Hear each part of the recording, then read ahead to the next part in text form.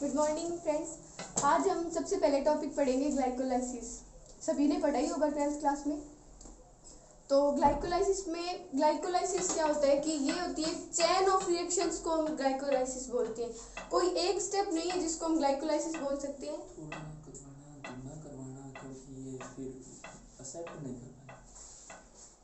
Glycolysis chain of reactions को बोलते हैं। ग्लाइकोलाइसिस दो वर्ड से बना है। सबसे पहले जो कि ग्रीक भाषा का शब्द है,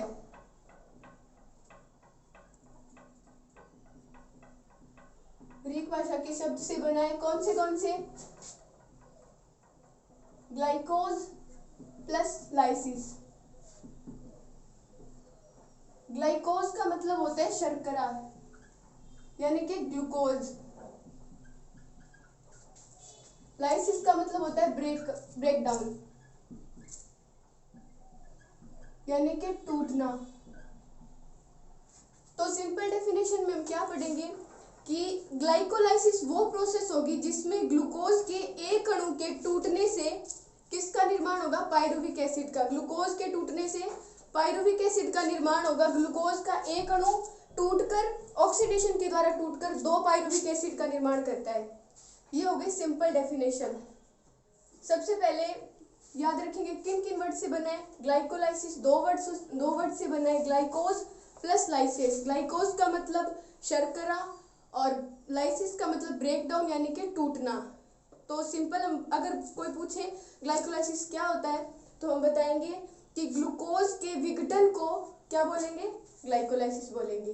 दो वर्ड से बने, ये आपको बता दिया। और इसको ग्लाइकोलाइसिस को हम बोलते हैं ईएमपी पथवे। अदर नाम है इसका ईएमपी पथवे। ईएमपी पथवे किस कारण बोला जाता है? क्योंकि ग्लाइकोलाइसिस की खोज 3 वैज्ञानिकों ने की थी।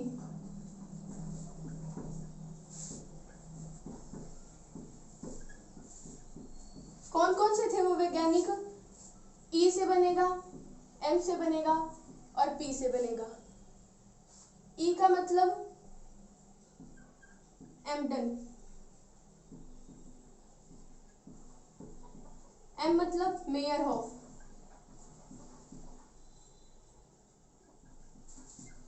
और पी का मतलब पार्नस। इसकी खोज 3 वैज्ञानिकों ने की थी, एम्पटन, मेयरहोफ और पार्नस। तो सबसे पहले आप नोट करो। कंटिन्यू टॉपिक चल रहा है आपके ये ग्लाइकोलाइसिस का अलग से, तो आप अलग पिन पेज पे नोट कर लो।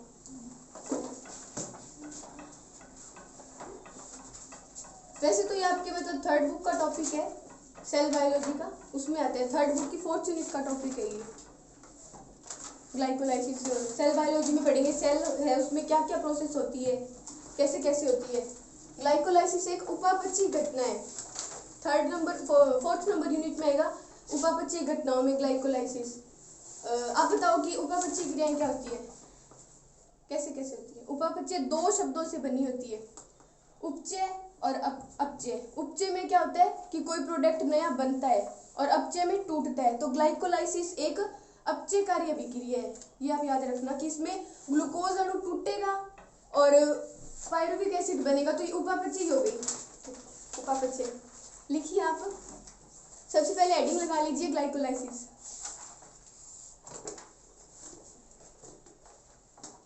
ग्लाइकोलाइसिस की डेफिनेशन लिखेंगे। लिखिए उसमें कि ग्लूकोज के एक अणु के, आप पीछे रह जाओ तो बता देना, मैं लाइन रिपीट कर दूंगी। ग्लूकोज के एक अणु के विघटन से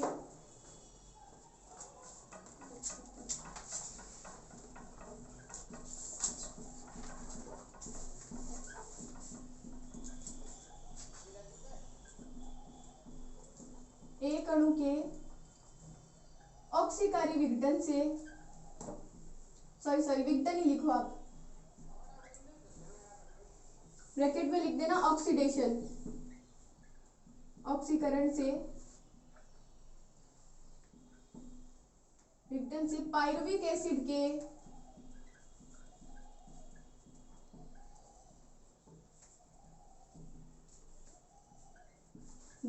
का निर्माण होता है।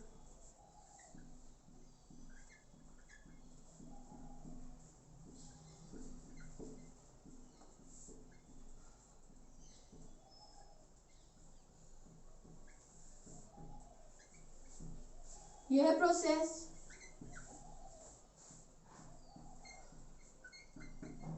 ग्लाइकोलाइसिस कहलाती है।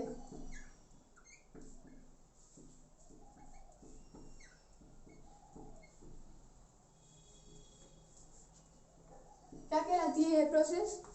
ग्लाइकोलाइसिस कहलाती है। लिखेंगे कि यह प्रक्रिया, नेक्स्ट पॉइंट बना के लिखो, विभिन्न चरणों से मिलकर बनी होती है, जिसमें कुल 10 चरण शामिल है। यह प्रक्रिया कुल 10 चरणों से मिलकर बनी होती है।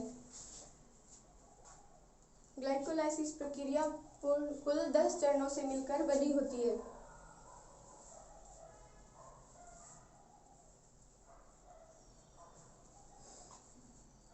नेक्स्ट पॉइंट लिखेंगे, खोज लगा के लिखिए।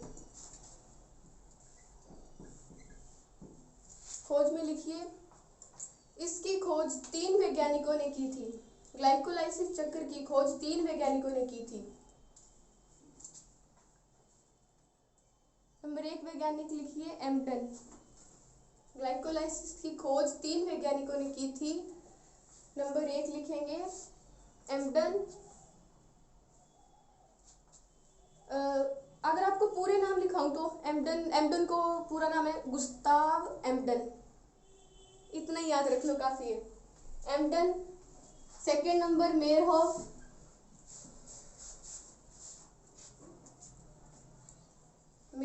Third number Parnas. Otto Meyerhof और जे पार्नस, ऐसे इनके नाम तीनों के। Otto Meyerhof, Parnas, J Parnas और इसका गुस्ताव एम्पटन। लिख लिए तीनों वैज्ञानिकों के नाम। लिखो कि ग्लाइकोलाइसिस को, इसी कारण ग्लाइकोलाइसिस को ईएमपी पथवे भी कहा जाता है, क्योंकि 3 वैज्ञानिकों ने खोज की थी ना, तो इसको ईएमपी पथवे भी बोलते हैं। ग्लाइकोलाइसिस को ईएमपी पथवे भी कहा जाता है।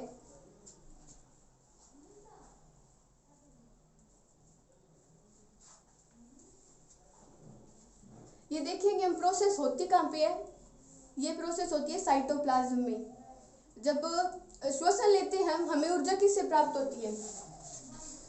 हमें ऊर्जा प्राप्त होती है, ज्यादातर हम भोजन के रूप में कार्बोहाइड्रेट ग्रहण करते हैं, सभी जानते होंगे। कार्बोहाइड्रेट टूटता है ग्लूकोज में। कार्बोहाइड्रेट किस में टूटेगा? ग्लूकोज में। ग्लूकोज में, यहाँ पे लिख रही हूँ अभी मैं, ग्लूकोज में टूटेगा। तो ग्लूकोज का होगा ऑक्सीडेशन। ऑक्सीडेशन क्या बनेगा? पायरुविक एसिड बनेगा। ग्लाइकोलाइसिस प्रोसेस होती है, ये पढ़ा है हमने। ऊर्जा कैसे प्राप्त होगी हमें? कार्बोहाइड्रेट के टूटने से ग्लूकोज बनेगा और ऊर्जा प्राप्त होगी 4 स्टेप से। टोटल ऊर्जा प्राप्त करने के 4 स्टेप हैं। पहला स्टेप होता है ग्लूकोज के ऑक्सीडेशन के 4 स्टेप है। ऊर्जा प्राप्त होगी किससे? ग्लूकोज के ऑक्सीडेशन से। 4 स्टेप होते हैं। एक तो पहला तो होता है ग्लाइकोलाइसिस। सेकंड होता है हमारे क्रेब्स साइकिल।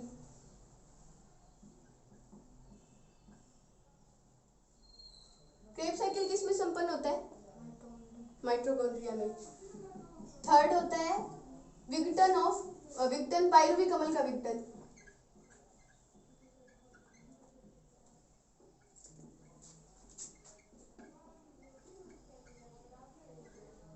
और फोर्थ स्टेप होगा फास्फोरिलीकरण, कुछ में ऑक्सीकारी फास्फोरिलीकरण।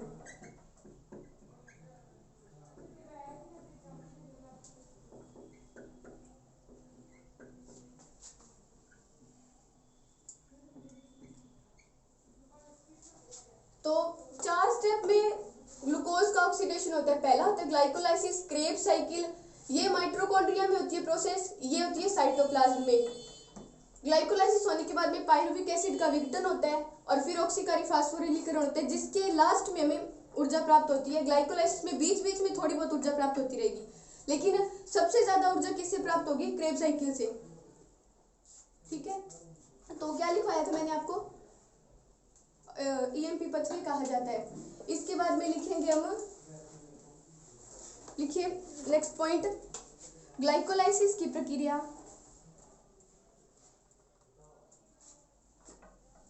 ग्लाइकोलाइसिस की प्रक्रिया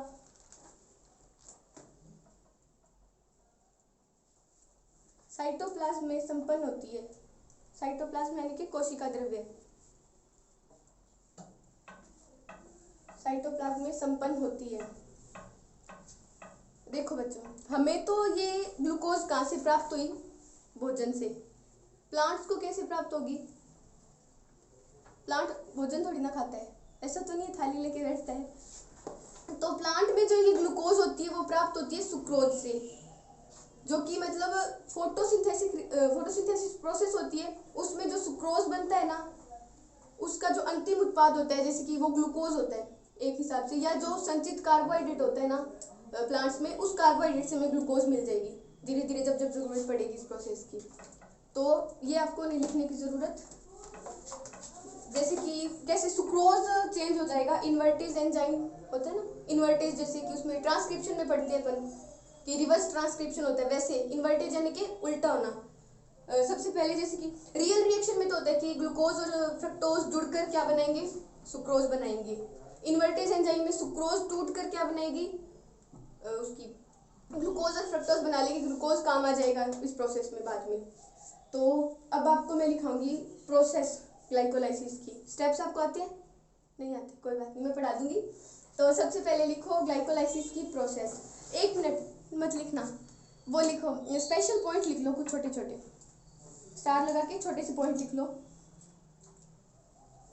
कि ग्लाइकोलाइसिस वायवीय और अवायवीय श्वसन के बीच की कड़ी होती है।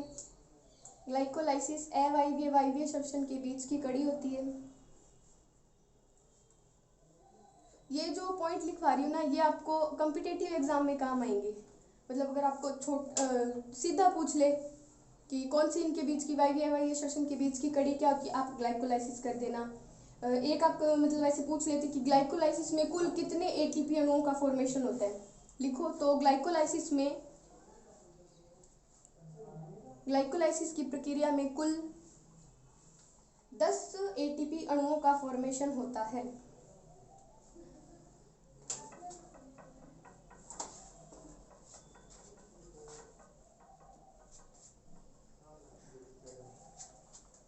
कुल कितने अणु बने? 10 एटीपी अणु। लिख लिया? अब लिखो कि ग्लाइकोलाइसिस में यूज कितने हो जाते हैं, ये आप लिख लो, मैं आपको जब बनवाऊंगी ना फिर समझाऊंगी अच्छे से। लिखो ग्लाइकोलाइसिस की प्रक्रिया में 2 एटीपी अणु यूज में आते हैं। 2 एटीपी अणुओं का यूज होता है।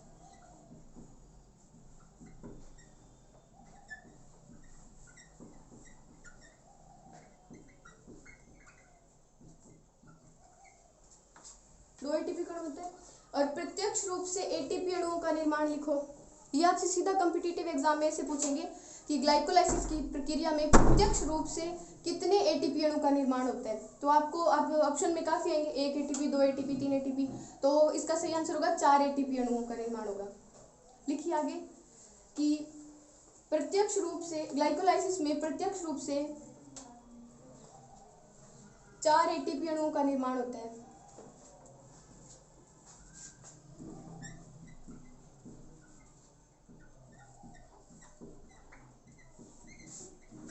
प्रत्यक्ष रूप से कैसे होगा कि ये हमें साइकिल में से दिखेंगे कि यहाँ पे एटीपी बन रहे हैं, यहाँ पे एटीपी, बाकी अदर फॉर्म में बनेगा वो भी मैं आपको समझाऊंगी।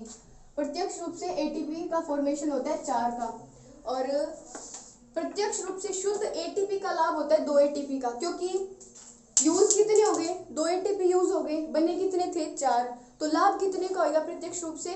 2 एटीपी का। लिख लीजिए कि ग्लाइकोलाइसिस में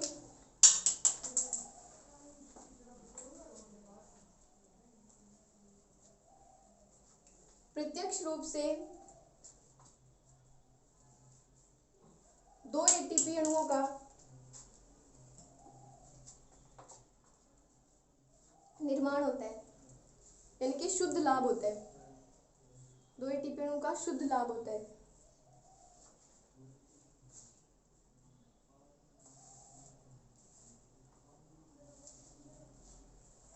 लिखेंगे प्रोसेस, ये मैं आपको पहले समझाऊंगी। ये रफ कर दूं।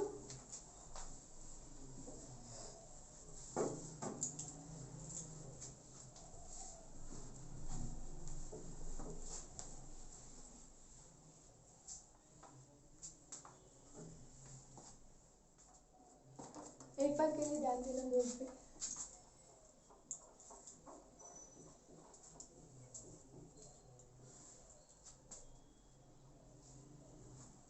सबसे पहले आपको अगर थोड़ा बहुत एक बार अच्छे से समझना है तो एक बार ग्लूकोज की स्ट्रक्चर याद करो।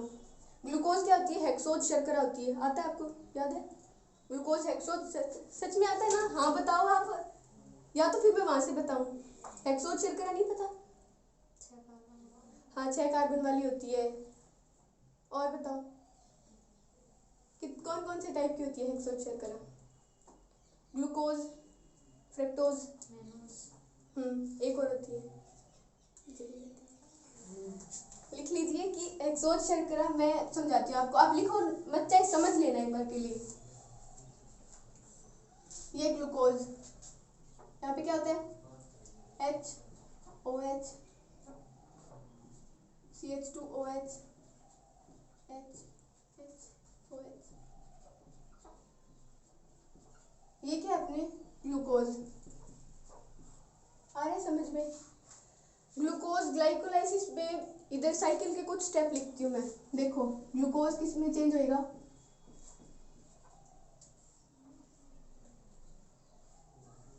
हेक्सोकाइनेज एंजाइम की उपस्थिति में पहला स्टेप है ये इसका। हेक्सोकाइनेज एंजाइम की उपस्थिति में ग्लूकोज फास्फीकृत कैसे होएगा? देखो एटीपी एडीपी, एटीपी यूज हो रहा है, एडीपी बना तो क्या हो गया? एटीपी यूज हो रहा है। मैंने कितनी बार लिखाया था कि 2 बार एटीपी का यूज होता है, एक बार यहाँ पे हो गया, याद रखना। ग्लूकोज 6 फास्फेट, मैं जब पढ़ती थी तो मुझे ये आता था कि ये 6 फास्फेट कहाँ से आया, कैसे आया, नहीं समझ में आता था। तो यहाँ पे एटीपी, एडिनोसिन ट्राइफास्फेट, एटीपी की फुल फॉर्म क्या होती है? Adenosine triphosphate. निकला क्या? एडीपी, यानी कि एक फास्फोर, एडिनोसिन डाइफास्फेट, एक फास्फोरस कहाँ गया? इसमें जुड़ा। कैसे जुड़ा? ये देखो एटीपी की स्ट्रक्चर ऐसी होती है। ये मतलब बहुत आगे काम आएगी आपको, पर फिर भी आप एक बार देख लोगे ना तो आपको समझ में आएगी। एटीपी की स्ट्रक्चर सबसे पहले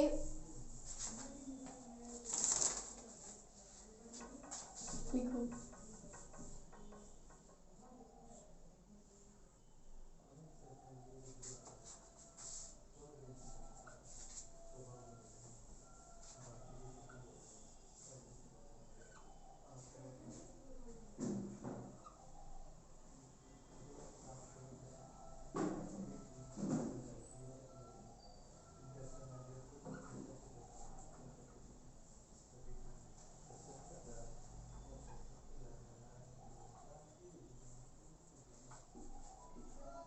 NH2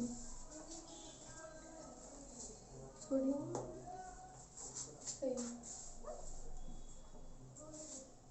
इधर देखो ऑक्सीजन HOH, यहाँ पे देखना अभी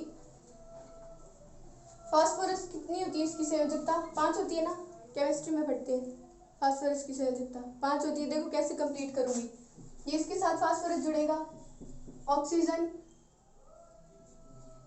हाइड्रोक्सिल समूह है, फिर ऑक्सीजन,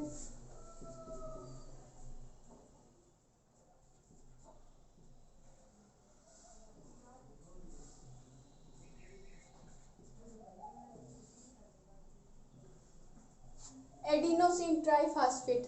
फास्फेट कितने दिख रहे हैं? 3। ये कौन से अम्ल है? फास्फोरिक अम्ल है। ये तीनों स्ट्रक्चर फास्फोरिक अम्ल। और ये फुल पूरी इतनी बड़ी स्ट्रक्चर होती है एटीपी की।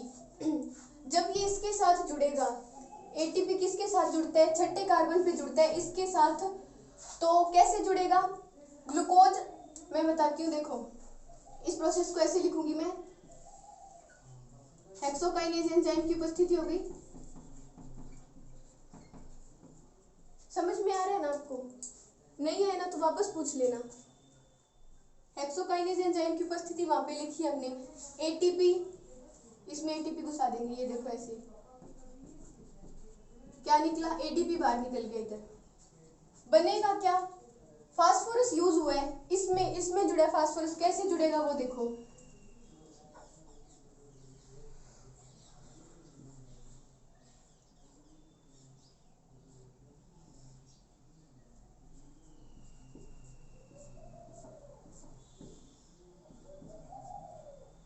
CH2OH है, O यहीं पे ही रहेगा, हाइड्रोजन हट जाएगा, क्या जुड़ जाएगा, इतना इतना, ये इसके साथ कैसे जुड़ेगा देखो, इस ऐसे जुड़ेगा, PO3 माइनस, PO3 माइनस, कैसे, एक फास्फोरस यहां से निकला, PO3 दिख गया, PO3, ये हाइड्रोजन हट गया, बाकी वैसे का वैसा लिख दो,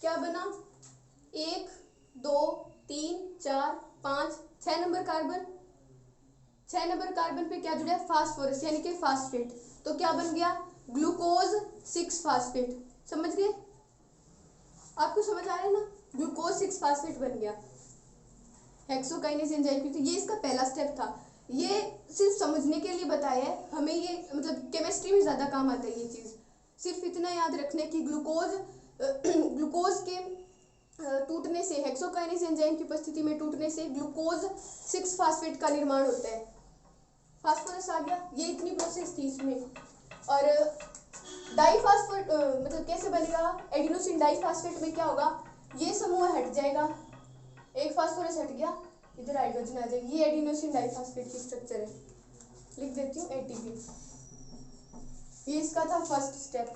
तो आप ग्लाइकोलाइसिस में सबसे पहले स्टेप बना के लिखो, प्रोसेस लिखो, ग्लाइकोलाइसिस की प्रक्रिया,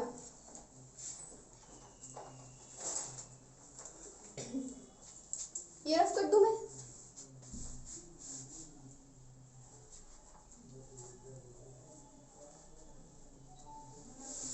ग्लाइकोलाइसिस की प्रक्रिया में लिखेंगे कि सबसे पहले ग्लाइकोलाइसिस में ग्लूकोज या फ्रक्टोज का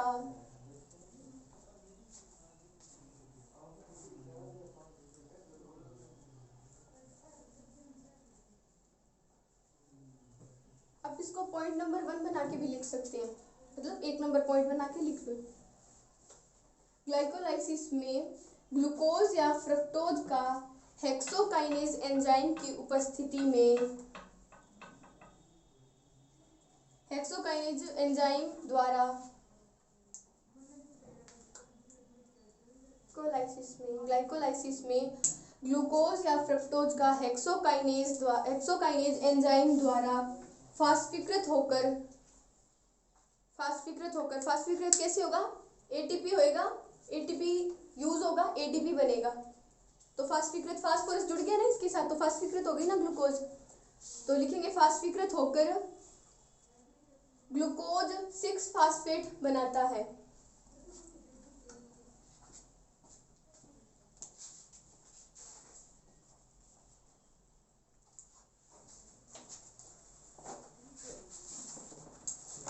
फास्फीकृत होकर ग्लूकोज 6 फास्फेट बनाता है, समझ गए ये बात।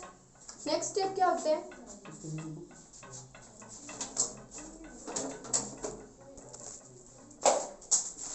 नेक्स्ट स्टेप होगा कि ग्लूकोज 6 फास्फेट किस में चेंज होगा, ये आप एक बार देखो, नेक्स्ट स्टेप में होगा ग्लूकोज 6 फास्फेट क्या बनाएगा, फ्रक्टोज 6 फास्फेट बनाएगा,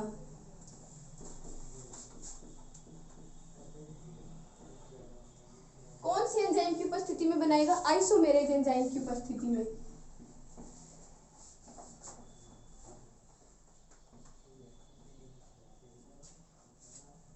देखो कैसे समझाऊं मैं।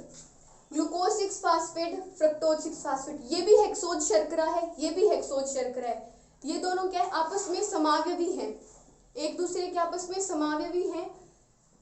कुछ खास चेंज नहीं है, एक दूसरे में परिवर्तित हो सकते हैं, बस सिर्फ फ्रक्टोज 6 फास्फेट बने, स्ट्रक्चर में परिवर्तन हुए। देखो फ्रक्टोज 6 फास्फेट की स्ट्रक्चर मैं बना के दिखाती हूँ आपको।